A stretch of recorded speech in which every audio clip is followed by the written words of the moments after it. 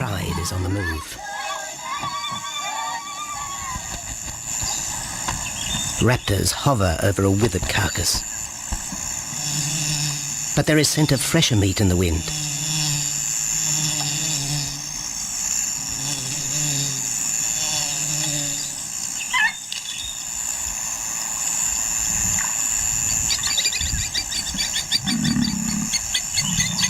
Pickings have been slim for Nabamba's pride since her fight with a startled warthog.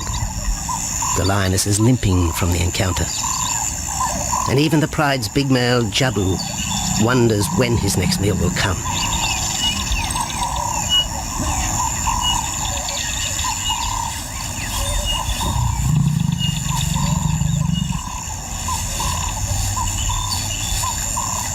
There's been no kill for 3 days, and Nabamba's cubs are hungry. Survival is tough across this tawny continent, and for the lions of Pinda Reserve, etched into the heart of Zululand, only those with speed and cunning will eat.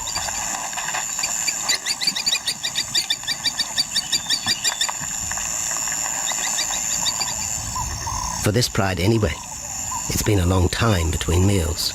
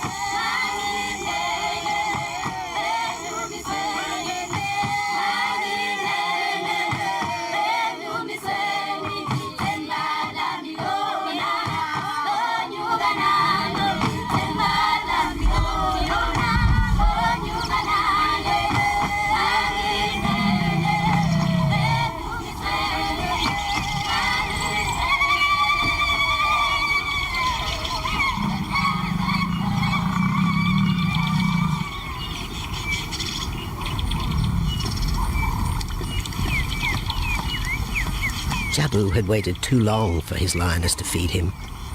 Overnight, his stealth carried him into the path of a careless zebra. The rest of the herd is still skittish. One animal had already lost his tail to a hungry pride, but for the dazed stallion, it was all over in seconds.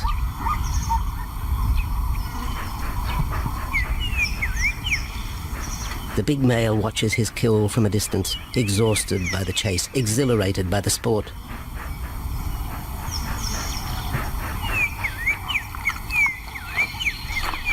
Jabu will feast later.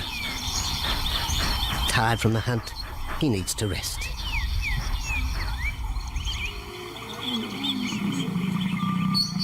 But his prey will be safe. Few scavengers will risk the sudden return of the Lion King.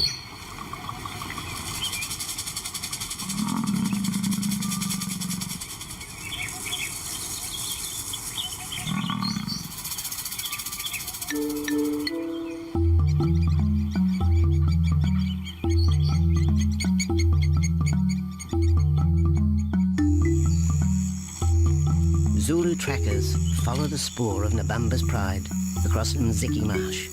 This vast tract of savanna is favoured by the lions in the dry air of winter, but it's a region also shared by Pinda's giraffe and white rhino population.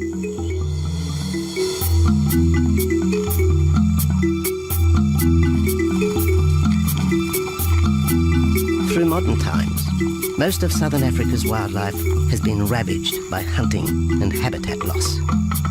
Farmland, overgrazed and buffeted by domestic stock, has ripped the heart out of the original bush. The open, broad-leaved woodland, acacia bushveld, and wetland habitat had all but disappeared, taking with it the wildlife.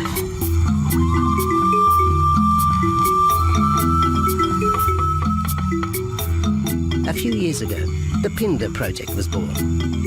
17,000 hectares of farmland bought up in KwaZulu-Natal along South Africa's eastern seaboard. What followed was the largest game restocking program ever seen on the subcontinent.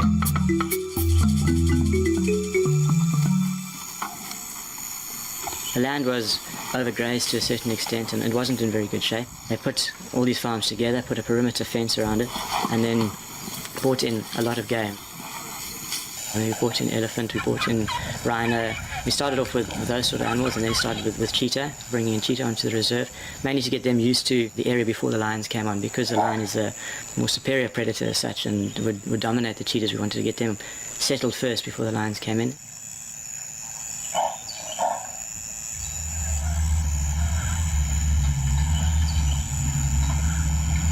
Andrew Lewis is habitat manager at Phinda, one of those committed to the restoration of southern Africa's ecosystem. Phinda is the Zulu word for return, and the aim of his company, Conservation Corporation Africa, is to return the land to its traditional wildlife and at the same time restore the habitat to its original state.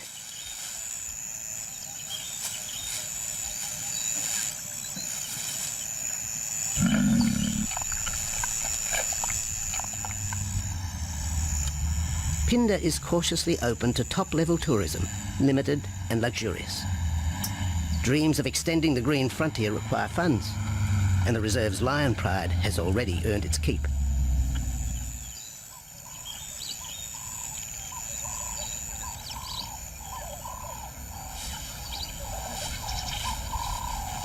The lions on this property are actually generating revenue for the property through ecotourism, and that they are a benefit to the wildlife because of the draw card. There's a few animals, lions, elephants, for example, and rhinos, and possibly giraffes, but those are your main ones that people come to see. And we've been very fortunate to be able to have lions on the property, and I think those lions that we have given us amazing value for our guests, and by getting a guest in here, we're getting revenue into the area, and that's benefiting wildlife as a whole.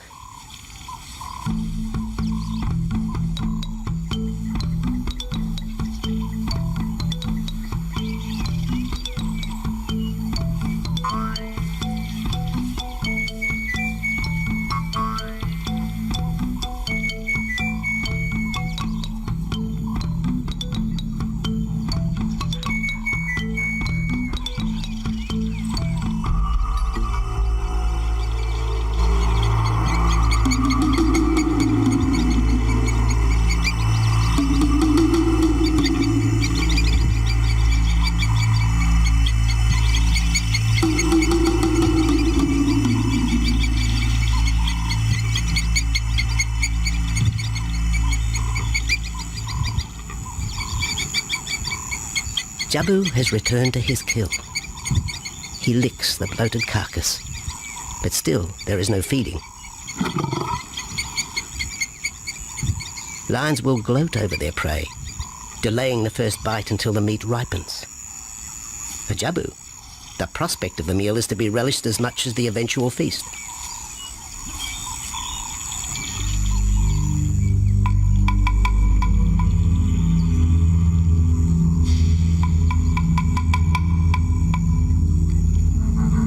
Meanwhile, Nabambo's pride is on the prowl.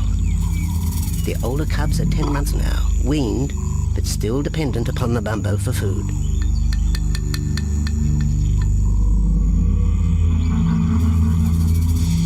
The cubs are learning to stalk, but they won't kill for another 6 months.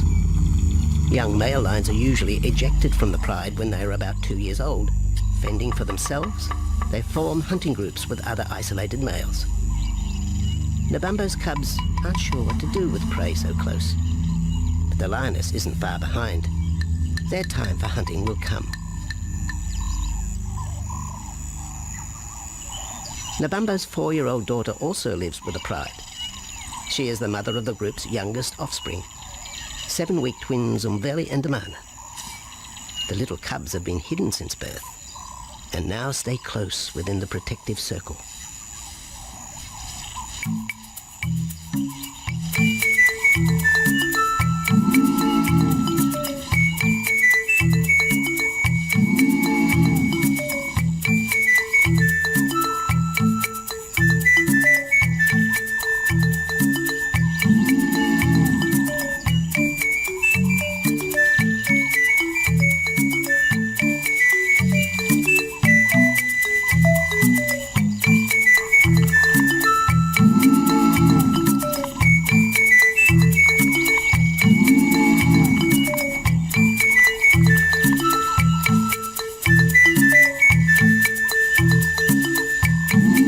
Jabu has little time for his small cub. When he is older, Damana will hunt with his father, but for the moment, the big male has nothing to do with his young son. Dejected, the cub finds solace among his siblings.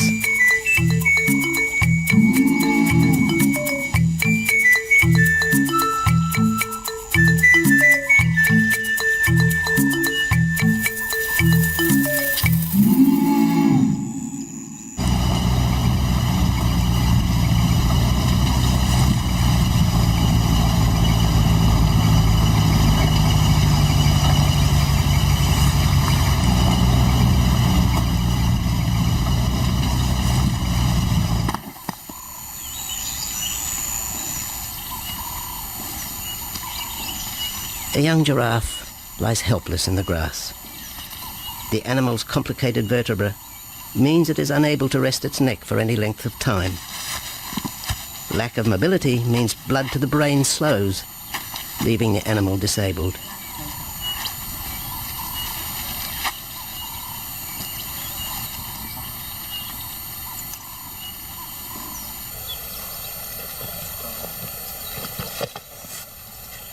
Efforts to lift the head fail, and rather than leave the giraffe vulnerable to predators, the young bull is shot by rangers.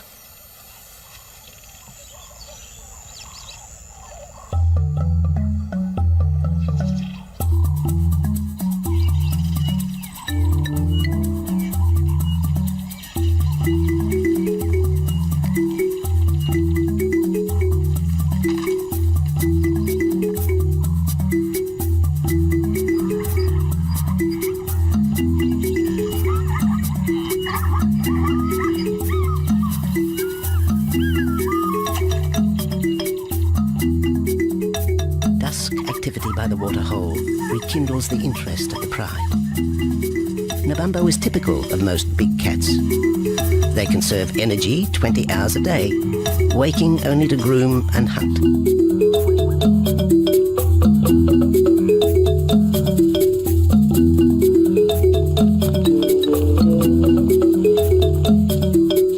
The lioness shows little sign of her injured leg, but the tusks of the warthog have torn sinew and muscle, slowing her in the pursuit of prey.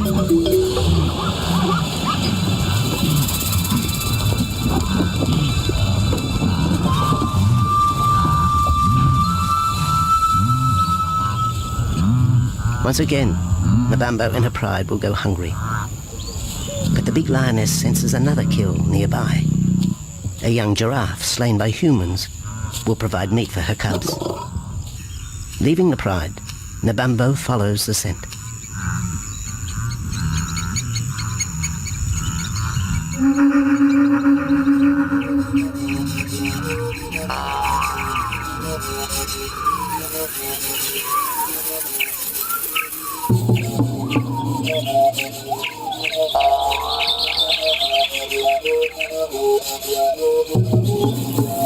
Left alone, the older cubs know the drill. They will wait for Nabambo's call to take them to the kill.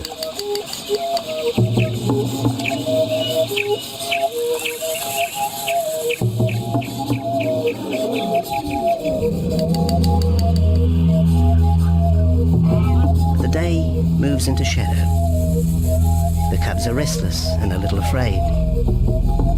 Adult lions have few enemies, but cubs, even those 10 months old, are at the mercy of leopard and other predators.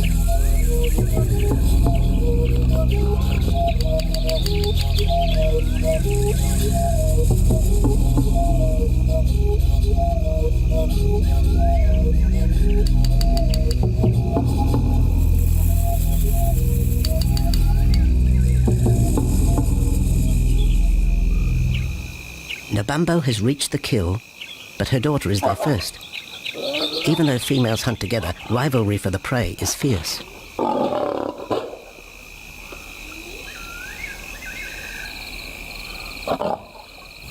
The big lioness begins the trek back for her cubs, but the youngsters have heard her call and they meet halfway.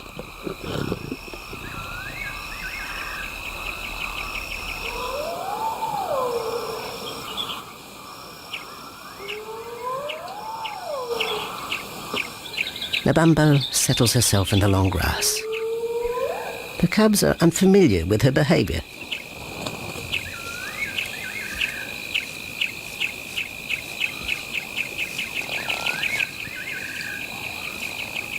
A female will usually head the charge with any kill, splitting the hide of the victim and leading the way for the pride to eat.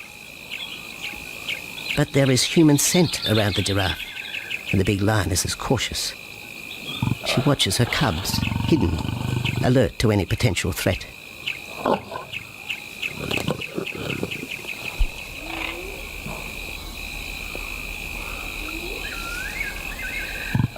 The cubs are curious, confused by this new smell.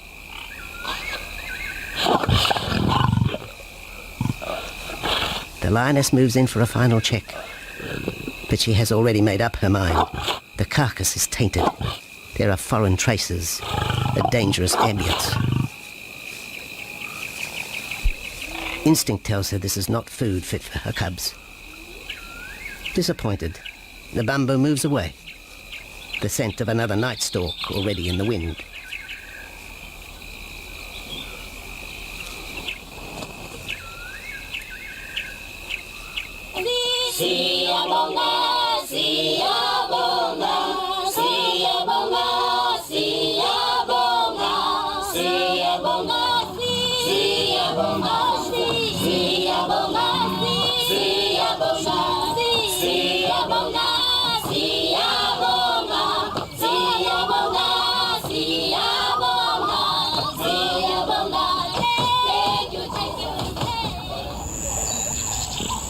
After 2 days, Jabu has returned to his kill with another younger male.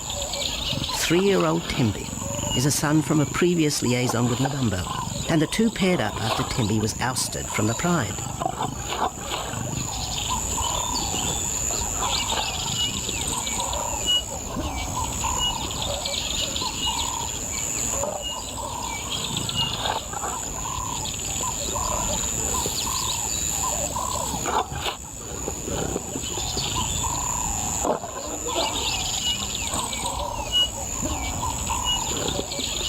Pride males are lazy and will gladly let the females track down prey. But the theory that males won't hunt is a fallacy. Any hungry male will hunt for himself when no free lunch is provided by the lioness, hyenas or other predators.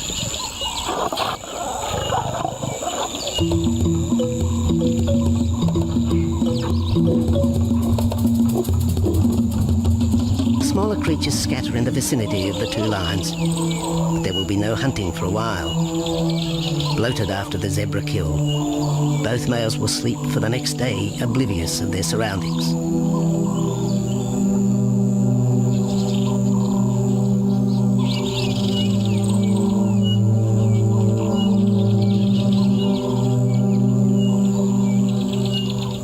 Lions hunting in pairs or groups have a success rate of around 30% in daylight, but studies show single hunters are more successful at night.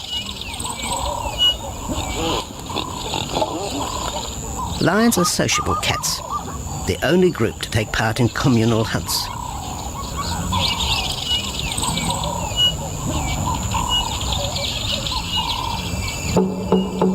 Ambush is an important part of the lion's strategy. Often one pride female will round up the prey from the front, driving it towards a second lioness.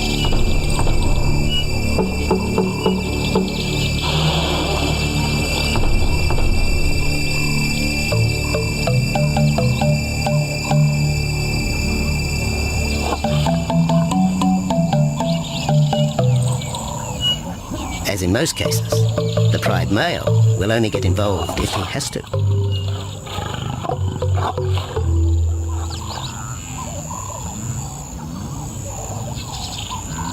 Accidents involving humans are rare in southern Africa's game reserves. Our primal fear of being eaten has been well documented, but in fact, lions seldom attack if they're not provoked. At Phinda, great care is taken to limit the number of people viewing game. Emphasis is placed on causing the animal as little stress as possible.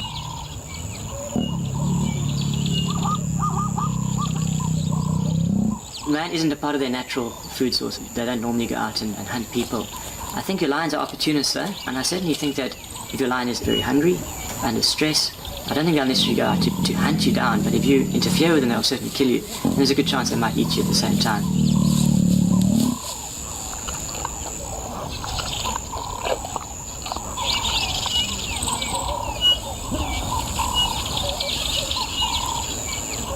With all animals, it's how you treat them is what's the reaction you're going to get back from them. Certainly at Phinda, all our guides go through a training course and they're all brought up to a certain standard. There is a certain operating ethic with regards to viewing animals, and we certainly try and be as sensitive to the animals as possible.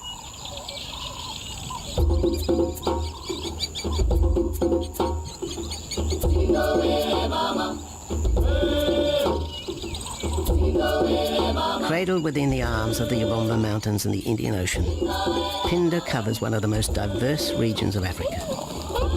Here are found 7 different ecosystems, from palm savanna and bushveld to rare sand forest and dense thorn bush, all restored from the pastoral belt which had swept down the east coast.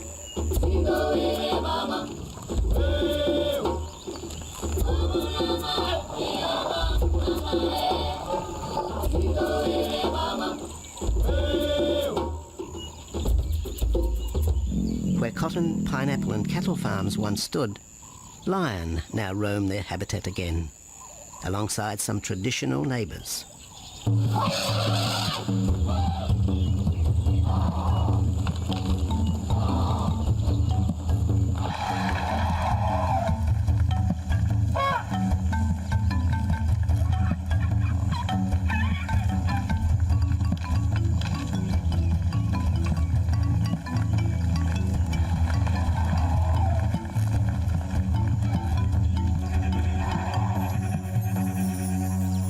Phinda sees its responsibility to the region extending beyond restoration of habitat and wildlife. It provides schools and a clinic for the local Zulu community, as well as employment. In the eyes of Andrew Lewis, essential ingredients for a successful operation. It's very important to involve the communities around your reserve because they have to benefit as well. There's no point in just taking land, get some investors to invest in it, but if you don't allow the people who are on the periphery of that reserve to benefit from it, you're going to have an immense problem with poaching, and they're going to cut your fences down, and you're just going to have an uphill battle.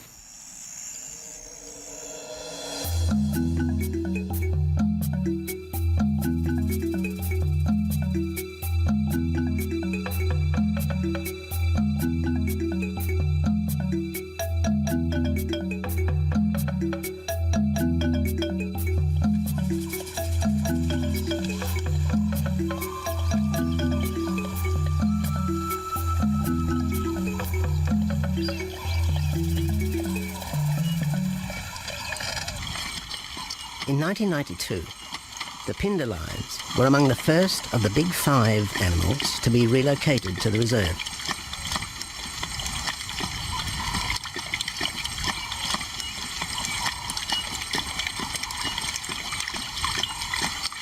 The original pride came from the northern province of South Africa, a vast scrubby region flanked by the ragged Drakensberg Mountains near the Mozambique border.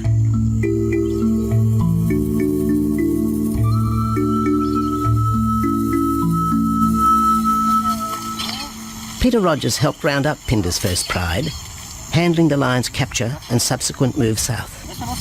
Today, he's head vet at the Hoedspruit Research and Breeding Centre for Endangered Species, overseeing its cheetah breeding program.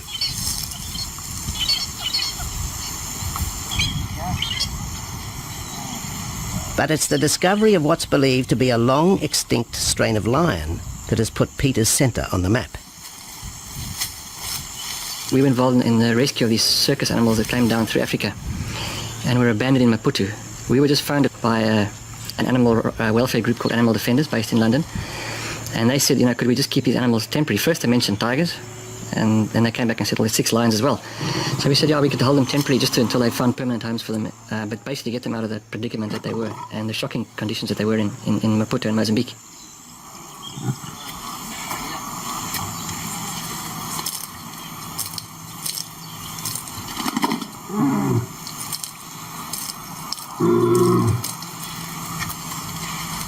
When the lions arrived at the breeding centre, their size, pale colouring and the male's thick black belly mane put them into the category of the Cape or Barbary lion, not seen in the wild since the early 1920s. A few still exist in captivity, and a male and female were brought to South Africa from an Italian zoo for breeding purposes. But attempts to mate Akef, the big male from the ill-fated Mozambique circus, with the Italian female are proving difficult.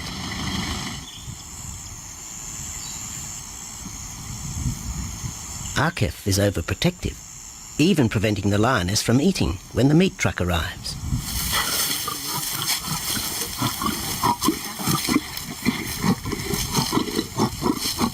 Finally, though, Sisi makes her breakthrough.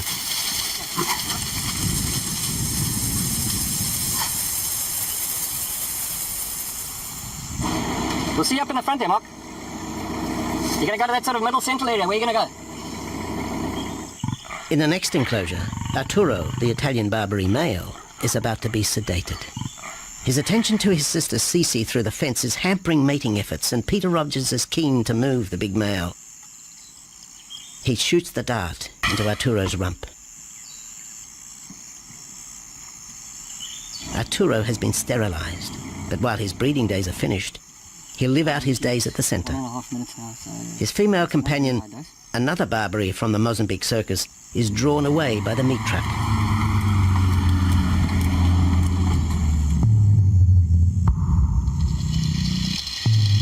It's 20 minutes before the anesthetic takes effect.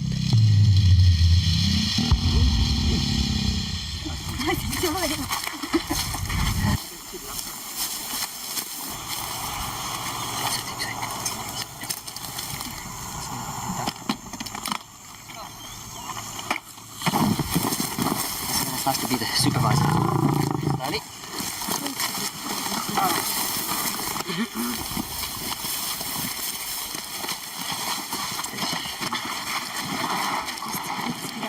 You'll need all your help at the bottom just to put him back into the cage, okay? One, two, three, four. Yeah.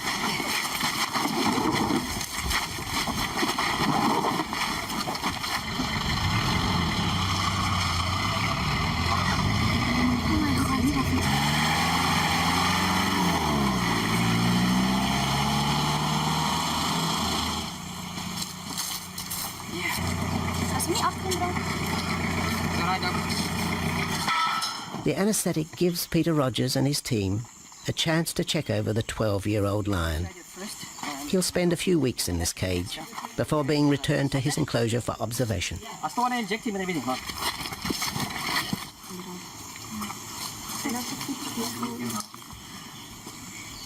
It's very exciting to be part of this project because they feel that there are perhaps not many Barbaries, if any, that are really pure, that are left even in captivity. They feel that over time other animals from other genetic bases are brought in. So there's a big project afoot at Oxford University to do the genetics. So that's just getting off the ground now. Okay. We just put under the skin and the neck if we can find the skin under this big beard of his. Normally lions wouldn't have this many ticks, but being from Italy, a European lion, he doesn't have that innate or inherent resistance to ticks. It does come with time. Like a bit of a bit like this. What we can do is put him in there and roll him over inside there. Immediate term now is to get these ones to breed. And we'll take it day by day from there and see how it goes. But the prime object initially was just to get these animals back into good health. And it's developed into something a lot bigger.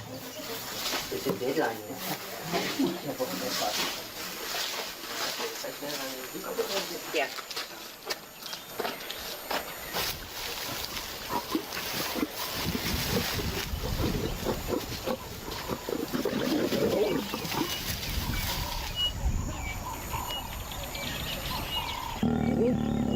While the breeding centre's lions are healthy, it's not the case a few kilometres away in the Kruger National Park, where TB has ravaged half the population.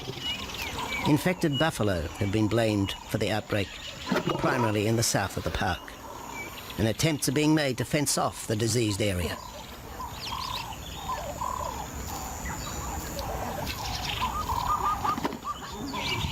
And the lions are preying on infected buffalo. Because it's an exotic disease, not an indigenous disease, the lions are totally naive and they've got no resistance to it. So it's a big problem. It's a very difficult decision to make as to what to do. It's a very topical and heated subject at the moment.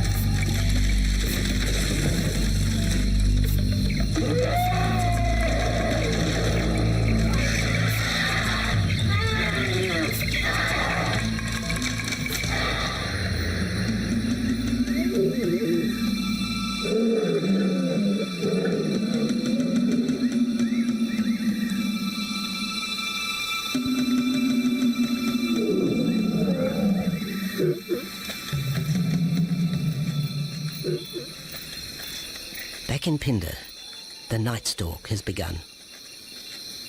Nabambo keeps her cubs close. They're hungry, but tonight only impala can be tracked down, a morsel for the lioness. Food is scarce at this time of year, so the pride's territory covers a large area. Lions can only afford to be territorial where there is a reliable supply of game.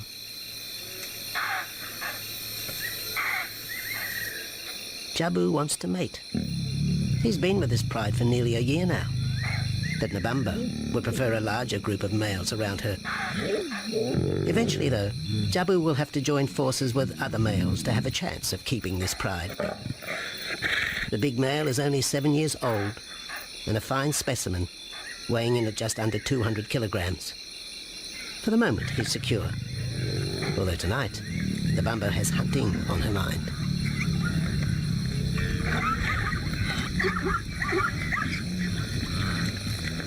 The cubs follow in the lioness's wake. If there is a kill, she will feed first. Often, weak cubs lose out to a hungry mother. High juvenile mortality rates are the result of lean times.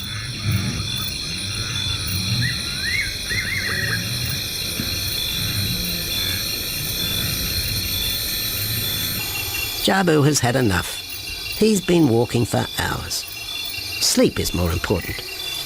And the zebra he ate 2 days ago will suffice for another night.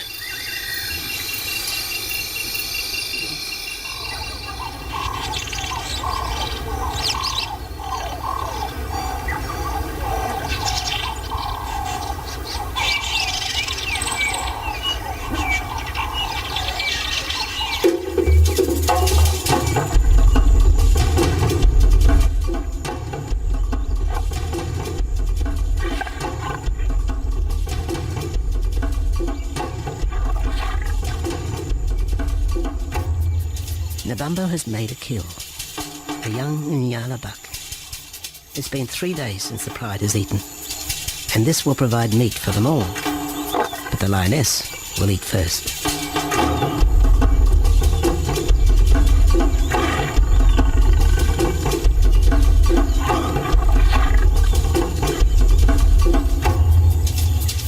The cubs know the routine. They will get their turn. But Nkosi is hungry. He creeps towards his mother. As the biggest of the cub,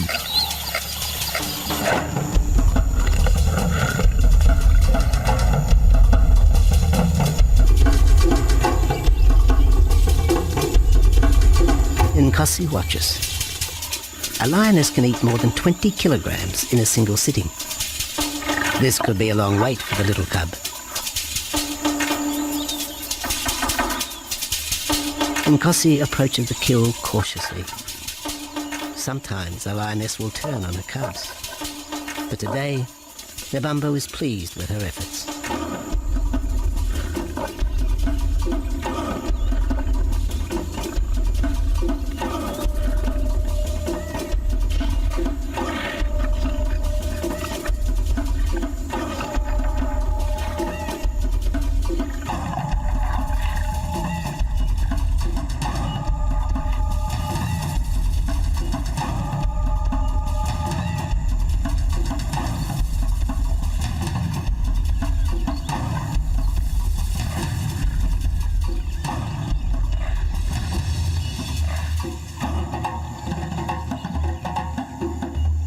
Nabambo has had her fill, for the moment anyway.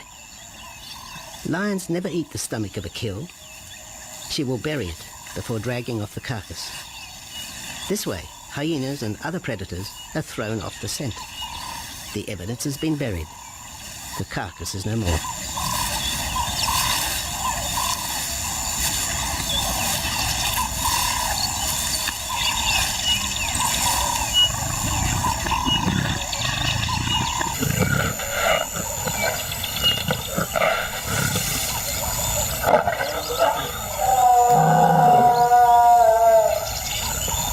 Nabambo's daughter hears the call. It is the second this morning. The first was the strangling cry of the Nyala as Nabambo broke the young buck's back. There was no struggle. The big lioness is a seasoned hunter.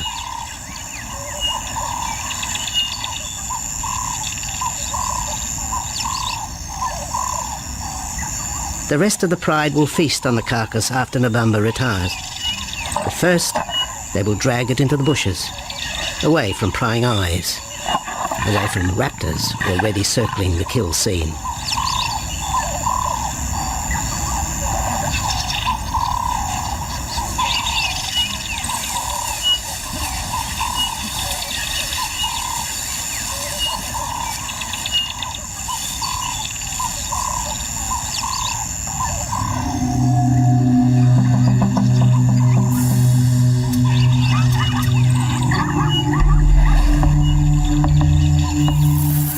Kill has created a nervous edge. Even the hippo, its bad temper legendary, is flustered, anxious to protect its waterhole. The wildebeest are a favourite prey for lions. Naturally, they feel vulnerable. But for the pride, there is no agitation. Gorged, they will sleep for the next day. Even Mveli and Damana, the 7-week twins, have tasted blood for the first time.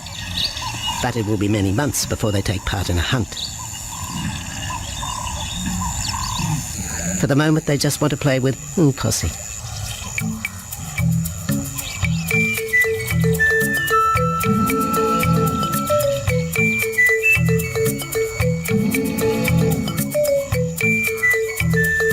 The older cub is beginning to take on the shaggy mane of the bigger males. Within 18 months, he will be hunting with them, competing for his own pride. In the meantime, though, he has to contend with his young siblings.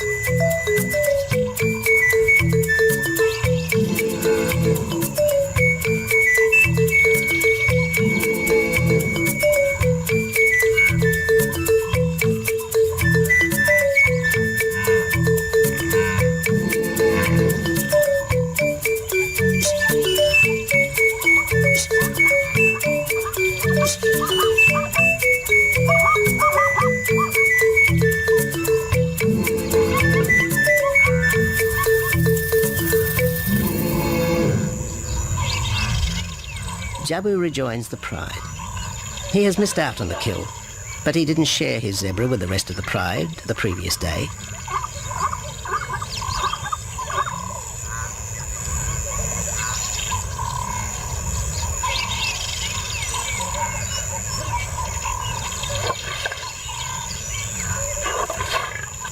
A half-hearted attempt at mating, but the big lion's attention is drawn to a curious onlooker. With the pride so close, the giraffe won't be sitting for long. Drinking and sitting is when they are at their most vulnerable.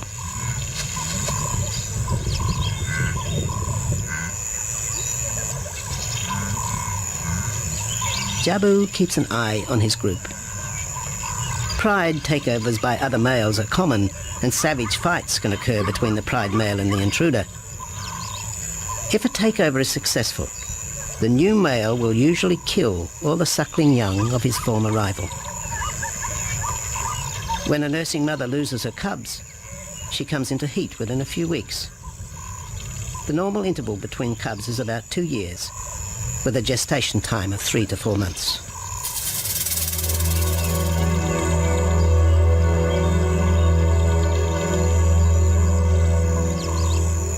Jabu marks his territory, but it may soon be all in vain.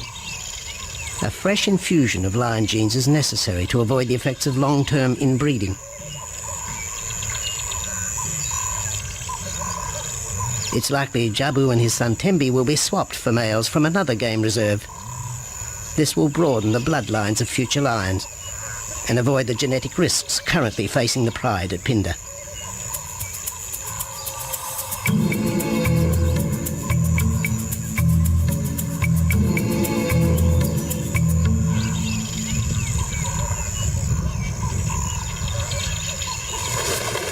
Vultures have found the dead buck, but there is little left of the carcass. Nabamba and her pride have eaten. The big lioness tries to dislodge Inyala fur from her teeth. Tomorrow, the next day, there will be another kill. Nabamba's cubs will grow up strong.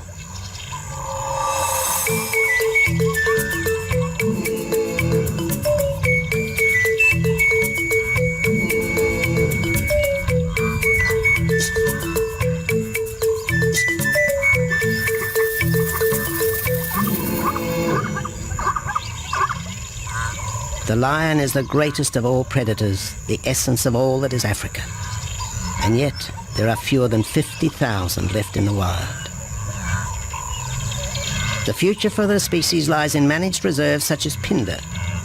Here in Zululand, the lion roams free for the first time since the beginning of this century. At Phinda, the philosophy has always been simple.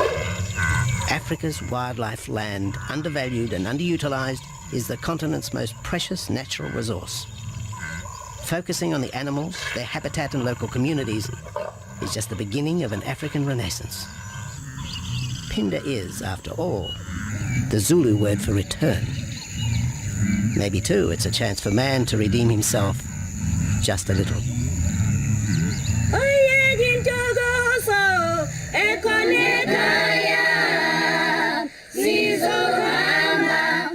Hallelujah.